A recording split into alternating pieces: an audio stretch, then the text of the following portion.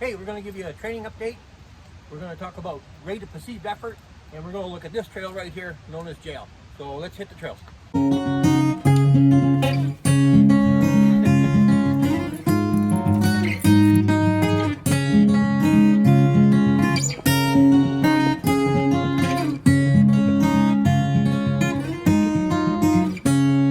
Well, the training schedule this week went really quite well. We got 5 runs in this week, and the unfortunate part was the first 3 were over at Westwood Lake where it was snowy and still had lots of ice, so I had to run in cleats, so that slowed me down. But the heart rate effort was really quite good with the tempo run around the lake and finishing on the hill, which were absolutely awesome.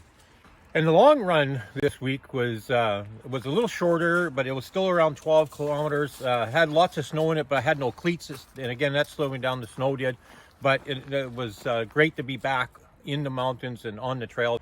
Well, my training schedule for this week was last week was 5 hours and 40 kilometers, and this time it's just over 5 hours and 41 kilometers, a little bit of an increase. And my heart rate is also, I adjusted it because now I got a max of 166, which is awesome. Hey people, we got 196 days or 28 weeks before we hit the tow line at the CDR. I hope your base training is going well. I think I'm on track, and when the tempo run was the best one, where I had 151 maintained heart rate and a 619 minutes per kilometer, which were awesome for me. So I look forward to increasing this over this next coming week before I take a rest week.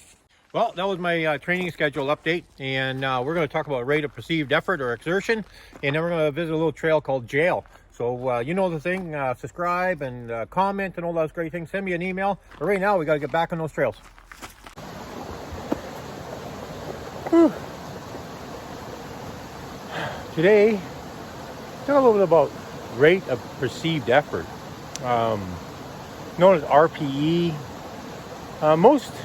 Most runners really do it by they do it automatically, and what they do is evaluate yourselves. And the rate of perceived effort is actually based on breathlessness. So, how much am I breathing? So some race plans and coaches will ask, how many words can you get out one after another? Is it 2 or 3, or is it 5? Can you hold on to a sentence? Another way to judge rate of perceived effort is, can you breathe through your nose and not your mouth, which would totally indicate you're down at the lower level where you can carry on a conversation. So your run would be, at that time, the effort in your run would be aerobic. And so you use this rate of perceived effort maybe in conjunction with a heart rate monitor, or maybe not, or all by itself. And a lot of runners now are not using any devices while they're running these long runs because of the battery power. It's just something we don't need to carry, and totally evaluate themselves on how they feel and how much how heavy they're breathing to totally gauge their rate of perceived effort. So there's lots of YouTube videos on this. There's lots of information, and so please go and check out like VO2 Max Performance Productions, Sage Canaday over there, and you'll find a lot of information on that. It's very useful. In fact, that's the only way you're going to be running the Canadian Death Race. You need to know where you are in order to get to the end. All right.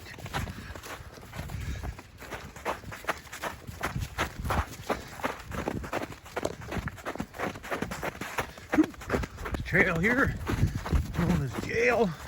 Not very long, maybe about 800 meters, and joins the parking lot up with Canaday Falls Trail. So enjoy.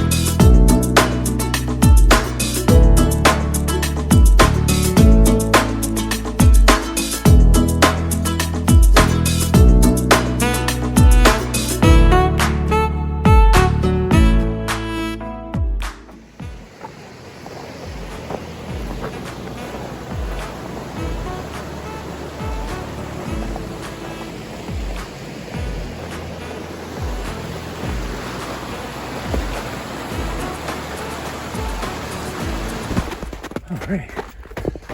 Where's Jack the dog? Well, here he comes. Hey buddy, that tongue's hanging out quite a bit.